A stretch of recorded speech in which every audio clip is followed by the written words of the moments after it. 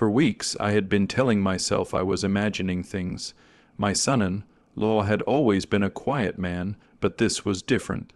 This wasn't silence, it was withdrawal, the kind that feels like someone slowly stepping out of a room without closing the door. The kind that leaves a draft behind. Ever since my daughter and he had moved into my house, just until they figured things out, the air inside these walls had changed. My daughter tried to act normal. She still laughed loudly at television shows. She still kissed her little girl's forehead every night before bed. But her eyes searched his face constantly, like someone reading a book with missing pages. And he barely met her gaze. He stayed up late, scrolling through his phone. When it rang, he stepped outside. When I entered the kitchen, he ended his calls abruptly. He had stopped eating properly. Some nights he didn't eat at all. I had raised my daughter alone after my wife passed. I learned to read silence better than words, and the silence around him was screaming. That night, sleep refused to come. The house was too still. Even the ticking clock sounded louder than usual. I got up to drink some water, and that's when I noticed it. The faint click of the front door. I froze. Through the hallway window, I saw his shadow moving across the porch light. He was dressed fully, dark jacket, gloves. In his right hand, he held a black briefcase. I had never seen that briefcase before. My chest tightened. He stepped carefully down the porch stairs, closing the door without a sound. He didn't know I was watching. For a moment I told myself to go back to bed. It wasn't my business. A man deserves privacy. A father must learn to let go. But something deep inside me, something primal, refused. So I put on my coat. I followed him. The night air was cold and sharp, biting through my sweater. He walked quickly, head down, taking the narrow path that led toward the old riverbank at the edge of town. He didn't look back once. That scared me more than if he had. It meant he had made up his mind. The moonlight reflected on the water when we reached the river. It was a quiet place, too quiet, the kind of place where secrets feel safe. I stayed behind a large oak tree and watched. He stood there for a long moment, staring at the river as if it were alive, as if it could answer him. Then I saw it, his shoulders shaking. He was crying. My confusion deepened. Suddenly, without hesitation, he lifted the briefcase and hurled it into the water. It splashed loudly, breaking the stillness of the night. The sound echoed in my ears, and then he ran. Not walked, ran, back toward the house, back toward my daughter, as if he had just buried something. I didn't think. I rushed forward, my heart pounding so hard I could hear it in my head. The briefcase had already begun sinking, disappearing beneath the dark surface. The water was freezing when I dove in. It stole the air from my lungs and wrapped around me like icy hands. My clothes grew heavy instantly, but I saw it, just below the surface. I reached out and grabbed the handle before it sank deeper. By the time I dragged myself back to shore, I was shaking violently. My fingers were numb, but I forced them to open the metal locks. Click, click, the lid creaked open, and in that moment my heart stopped. Inside were documents, neatly arranged, carefully protected in plastic sleeves. On top was a hospital report. Below it, a DNA test. I stared at the words, trying to make sense of them. The DNA report stated that he was ***, not ***, the biological father of my granddaughter. My vision blurred. I read it again and again. There was no mistake, my granddaughter. The little girl who ran into his arms every evening.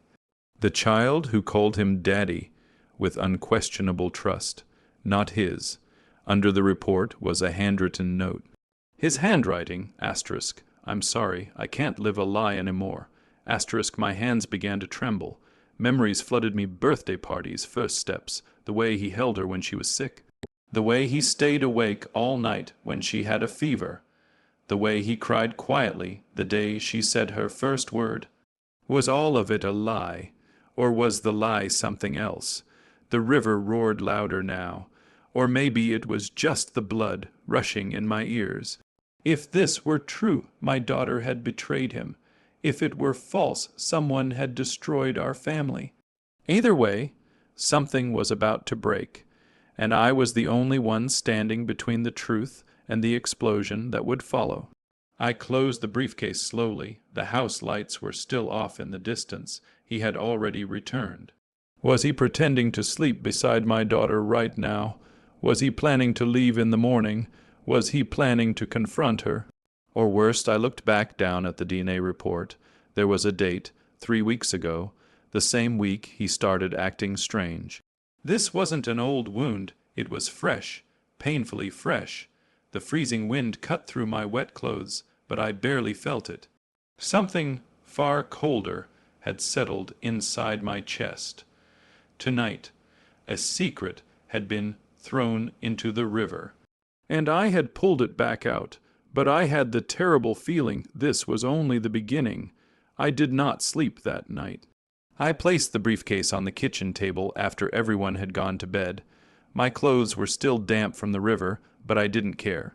The cold outside was nothing compared to the storm inside my chest. The DNA test lay in front of me like a loaded weapon.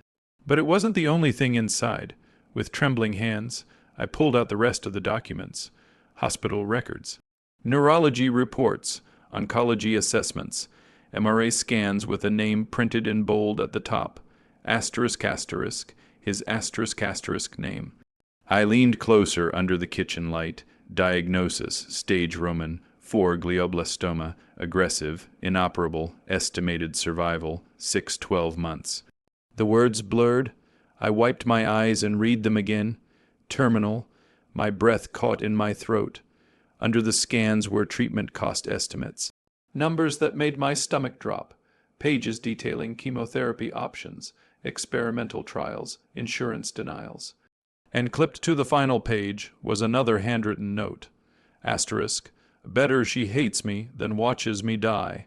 Asterisk, the chair beneath me felt unstable. The DNA report suddenly looked different.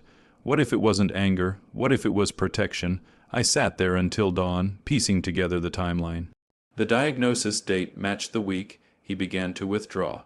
The whispered phone calls were likely to doctors. The late nights were probably him researching survival rates.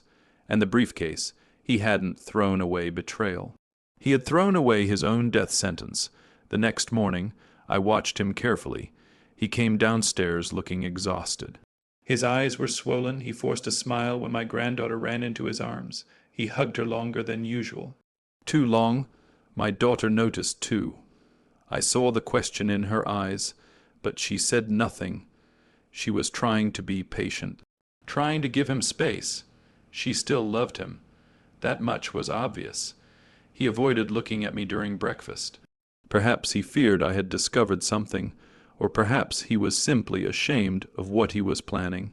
Because now I understood, the DNA report wasn't a discovery, it was an excuse. He was preparing to leave her, to divorce her, to make her believe he had uncovered a terrible betrayal, so she would be angry enough not to follow him. He would become the victim of infidelity. She would become the villain. And when he died months later in some distant hospital bed, she would not be there to watch. It was cruel, but it was also heartbreakingly noble. That afternoon I followed him again, this time in broad daylight. He drove to a building on the other side of town, a small law office with frosted windows. I waited outside until he emerged 40 minutes later, holding a folder. When he left, I walked inside. The receptionist told me he had been discussing estate planning, preparing documents, transferring assets, setting up a trust fund for his daughter, she said. Daughter, not stepdaughter, not the child, his daughter. Even knowing the DNA result, my chest tightened painfully. That night I confronted him. He was standing on the back porch, staring into the darkness, just as he had stared at the river. You shouldn't have thrown it away, I said quietly. He stiffened. For a moment, he didn't turn around. Then he whispered, You followed me. Yes, a silence stretched between us. I saw the diagnosis. I continued. His shoulders sagged as if someone had cut the strings holding him upright. I didn't want her to know. He said hoarsely, She just got her promotion. She's finally happy. I can't destroy that. So you'll destroy her in another way? I asked. He turned then, and I saw it not guilt, despair. She deserves someone who can grow old with her. He said, not someone who will be a memory in a year. And the DNA test. I asked carefully. He closed his eyes. I did it when we were fighting. He admitted. I was angry, suspicious. It came back negative. His voice broke. But when I held that little girl after, it didn't matter. She's mine. She's always been mine. Then why use it? Because if I tell her I'm dying, she won't let me go. The wind rustled the trees. I'd rather she hate me, he said softly, than watch her break. For a moment I couldn't speak. I had misjudged him. The river hadn't been hiding a monster. It had been hiding a martyr. You're not leaving, I said firmly. He let out a bitter laugh. I don't have a choice. You always have a choice, I replied, and you don't get to decide how much pain my daughter can handle. She is stronger than you think. He shook his head. I can't watch her watch me die. And you think disappearing will hurt less? He didn't answer. Because he knew it wouldn't. That night I sat alone again, the briefcase reopened before me, but this time I wasn't shaking from shock. I was thinking, if the doctors were right, we were racing against time. But doctors are not gods, and families are not so easily broken. If he thought he could sacrifice himself quietly, he underestimated something powerful. He underestimated a father who had already buried one love of his life. He underestimated how fiercely I would fight for my daughter's happiness, and he underestimated how far I would go to protect this family. The illness was real, the fear was real, but so was love, and love does not surrender without a battle. Not in this house, not while I'm still breathing. For 3 days I carried the weight of his secret alone. I watched him move through the house like a man already fading. He smiled when spoken to. He laughed when required. He kissed my granddaughter's hair every morning before she left for school. But when no one was looking, his hand trembled. The diagnosis echoed in my mind constantly. Stage Roman 4. Terminal. 6 to 12 months. Yet something about it refused to settle in my heart. I have lived long enough to know that truth, even painful truth, has a certain stillness to it. This felt unstable, like a chair missing a leg, so while he believed I was supporting his quiet plan to disappear, I began my own investigation. I returned to the hospital named on the report. At the front desk, I gave them his full name and birth date. The nurse typed, paused, typed again. I'm sorry, she said politely. We have no oncology records under that name. My stomach tightened. Perhaps neurology. I pressed. She checked again. Nothing. No MRI, no biopsy, no treatment plan, no terminal diagnosis. I felt the ground shift beneath me. I thanked her and stepped outside, gripping the railing to steady myself. If there were no records, then the diagnosis in that briefcase was a lie. But why and by whom? That evening I opened the briefcase again, not as a grieving father, but as a man searching for cracks. The documents looked real at first glance. Hospital logos, doctor signatures, official formatting, but when I examined the letterhead closely, something was slightly off. The address had an outdated postal code, the doctor's license number was missing 1 digit, and then I saw it. At the bottom of one page, in tiny print, was the name of a medical imaging center located 2 towns over. I drove there the next morning. The receptionist listened patiently as I showed her the MRI scan copy. She frowned. This isn't our formatting, she said, and that scan image it's from a public medical database. We use completely different labeling. My heartbeat thundered in my ears. The illness was fabricated, completely, which meant only one thing. He believed he was dying, because someone wanted him to believe it. I returned home in a storm of confusion. He was sitting at the kitchen table, staring at nothing. "How are you feeling today?" I asked carefully. He gave a weak smile, about the same, headaches, all the time, vision problems, sometimes blurred. I studied him. Fear can create symptoms. Stress can mimic disease. What if the diagnosis was wrong? I asked gently. He stiffened. It wasn't wrong. How do you know? He He stood up abruptly, because I saw the scans. I heard the doctor say it. Which doctor? He hesitated. Dr. Mehra, he replied. I had memorized every document. There was no Dr. Mehra listed anywhere. Where did you meet this doctor? I asked. At a private clinic, he said. A friend recommended it. Which friend? Silence. His jaw tightened. And that was the moment something shifted in his eyes, not fear, not grief, suspicion. That night I couldn't shake a memory. 2 weeks before he began acting strange, my daughter's so-called best friend had visited. She had always been overly curious, asking about finances, about insurance, about inheritance. She worked in medical administration. She had connections. And most importantly, she had once dated him, before my daughter. The pieces began aligning in a way that made my blood run cold. The next morning, I followed him again. But this time, he wasn't going to a lawyer. He was meeting someone. I parked across the street from a small cafe and watched through the window. She was already there. Smiling, leaning forward across the table, touching his hand, my chest burned. He looked conflicted. Torn, vulnerable. I moved closer, just enough to overhear fragments through the slightly open window. You have to accept it, she was saying softly. The scans don't lie. I don't want her to suffer, he whispered. She'll move on, she replied, and you don't want her drowning in medical debt. Medical debt, the fake estimates in the briefcase. You've always been too soft, she continued. You need to think practically, like forging a terminal diagnosis. Like encouraging him to destroy his marriage. Then she said something that made my hands curl into fists. If you leave now, she'll still have the house. The insurance won't change. But if you get sick and can't work, everything collapses. This wasn't compassion. This was strategy, financial strategy. She wasn't saving him. She was isolating him. I didn't confront them there. Revenge, I have learned, must never be rushed. Instead, I followed her when she left. She drove not to a hospital, not to a clinic, but to a law firm, and after an hour inside, she exited with a folder almost identical to the one he had carried days before. Estate planning, transfers, beneficiaries, that was when I understood the full cruelty of it. She had convinced him he was dying, encouraged him to divorce my daughter to protect her, while positioning herself to step in as his support system.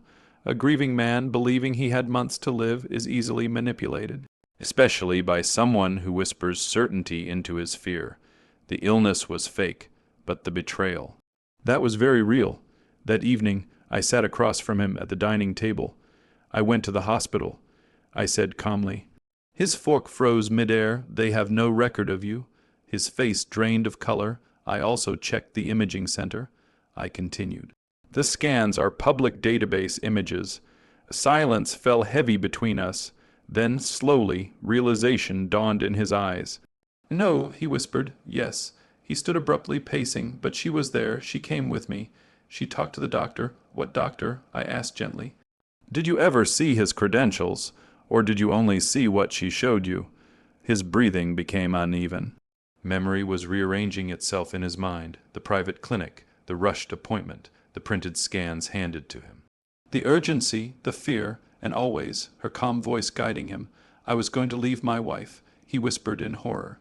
You are going to abandon your daughter, I corrected softly. He sank into the chair, covering his face. I thought I was saving them, I know. Tears slipped through his fingers. I thought I was doing the right thing. And that, I said quietly, is why this manipulation worked. Because only a good man can be destroyed by guilt. Only someone who loves deeply can be convinced to sacrifice himself. But I was not done. The illness was false. The divorce was preventable. But betrayal of this magnitude demanded more than confrontation. It demanded justice, not loud, not messy, sweet, careful, unavoidable. She had tried to break my daughter's marriage using fear. She had weaponized love, and I had something she didn't expect. Proof, the forged documents, the fake scans. The recorded conversation from the cafe, yes, I had turned on my phone. The river had tried to swallow the lie. But I had pulled it back into the light, and now it was my turn to decide who would drown. I have never believed in loud revenge. Noise is for the guilty. Silence is for the patient. For 3 days I said nothing to my daughter. I let the house continue, as if it were balanced on solid ground, even though I knew it had nearly collapsed beneath us. My son-in-law barely spoke. Shame had wrapped around him like chains. Every time he looked at my granddaughter, his eyes filled with a mixture of relief and horror, relief that he was not dying, horror at how close he had come to destroying everything. But I wasn't interested in punishing him. He had been fooled. The real betrayal wore perfume and a sympathetic smile. And I intended to remove that smile permanently. The first step was truth. I gathered every document from the briefcase, the forged MRI scans, the fake oncology reports, the falsified cost estimates. I placed them neatly into a new folder. Then I added something else, evidence, the hospital's written statement confirming no such diagnosis existed. The imaging center's verification that the scans were taken from a public medical database. And finally, the recording from the cafe, her voice, calm and persuasive. Asterisk, you have to accept it. The scans don't lie. Asterisk, except they did. And she knew it. That evening, I invited her to dinner. She arrived with the same gentle expression she had perfected over the years. She hugged my daughter tightly, asking how she was holding up. She even brought dessert. Some people are terrifying not because they shout, but because they smile while they ruin you. We sat at the table together. I watched her carefully. She asked my son-in-law how he was feeling. The word asterisk feeling asterisk carried weight now. I'm better, he replied quietly. She tilted her head. Better, yes, I said calmly. Much better, especially since we discovered he isn't dying. Her fork stopped midair. The room grew still. What do you mean? My daughter asked, confused. I slid the folder across the table. Open it. My daughter looked from me to her husband, then slowly began reading. I watched her expression change: confusion, fear, disbelief, then anger. Her hands began to shake. This says you have cancer. She whispered to her husband, I thought I did. He replied, his voice breaking. I was told I did. Told by whom? I asked gently, keeping my eyes on the woman across the table. All color had drained from her face. She attempted a small laugh. This is insane. Where did you get these? From the river, I replied. Silence. Then I pressed play on my phone. Her voice filled the room, clear, undeniable. You need to think practically. You don't want her drowning in medical debt? The dessert plate slipped from her fingers and shattered on the floor. The mask was gone. What have you done? My daughter breathed, staring at her. She stammered. I was trying to help by forging medical documents. I asked evenly. I didn't forge. The hospital confirmed there is no doctor. Mayra, the scans are public images, and the law firm you visited yesterday. They were preparing paperwork naming you as financial power of attorney once he left his wife. Her lips trembled. Cornered animals show their true nature. You don't understand. She snapped suddenly, the sweetness evaporating. He was miserable. He told me you two were always fighting. He deserved someone who actually appreciated him. My daughter recoiled as if slapped. And that someone was you. She whispered. She didn't answer. She didn't need to. What happened next was not dramatic. No screaming, no thrown chairs, just truth, cold and precise. My daughter stood slowly. You tried to convince my husband he was dying, she said, her voice shaking but firm. You tried to break my marriage. You tried to manipulate him into signing everything over while he thought he had months to live. The woman's eyes darted to my son-in-law. He looked at her with something worse than anger, disgust. You sat next to me while I planned to leave my family, he said quietly. You watched me cry. You came to me. She shot back. You were vulnerable. Yes, he replied, and you used it. There it was. The final fracture she left without another word, but I wasn't finished. The next morning, I delivered copies of the forged documents and the recording to a lawyer. not for revenge fueled by rage, but for accountability fueled by clarity. Forgery, fraud, intent to manipulate financial assets. Consequences would follow quietly, legally. Permanently, that night, for the first time in weeks, the house felt warm again. My daughter sat beside her husband on the couch. They weren't speaking much, they didn't need to. Sometimes survival is louder than apologies. "I'm sorry," he whispered to her. She rested her head against his shoulder. "No more secrets," she said softly. "No more secrets." My granddaughter ran into the room, laughing, asking if Daddy would read her a bedtime story. He looked at her, really looked at her, and tears filled his eyes. "Yes," he said, "every night." Later, as I stood alone on the porch, I thought about the river. How easily it had swallowed that briefcase. How easily our lives could have drowned in lies. But I had learned something important. Revenge is not always about destruction.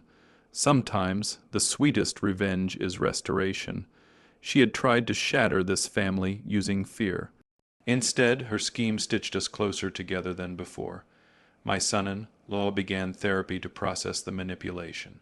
My daughter forgave him not instantly, but honestly, and trust, though cracked, was rebuilt brick by brick. As for the woman who orchestrated it all, her professional reputation dissolved the moment the investigation began. Fraud has a way of spreading faster than gossip. She had tried to bury the truth in darkness, but truth floats. Just like that briefcase, and sometimes all it takes is one stubborn old man willing to dive into freezing water to bring it back to the surface.